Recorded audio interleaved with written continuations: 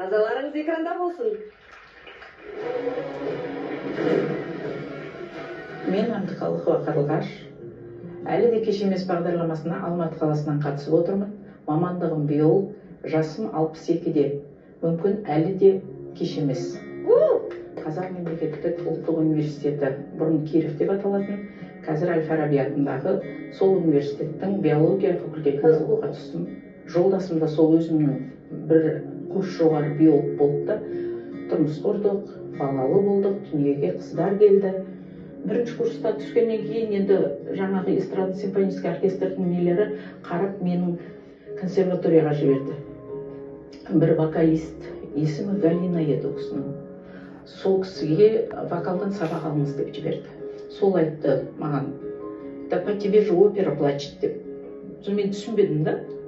Плачет деген енді біз тікелей түсінеміз ғой, ауылдан кейін қазақтың қыздары жаңағыдай. Но мен құртты ғой дедім да, сол екі рет келдім да, одан кейін келмей қойды. Қорттым, шынын айтқанда, сол ау деймін, өкінішім. Музыкалық білімім жоқ болса да, бірақ өзімді еркін сезінемін айтқанда. Не дейді, мылтықтың басуына қоянның қашу дөп келді деп, сәтін салды енді. Соны бағымды сынап көрем деп, қыздарымды айтады, мама, тек қана жеңіс күтеміз сенен деп. Мен айтам, бұл бағдарламаға даже қатысудың өзі мереке. Жақсы қатысып, жақсы орын алайық. Гран-при деп қойды дейді.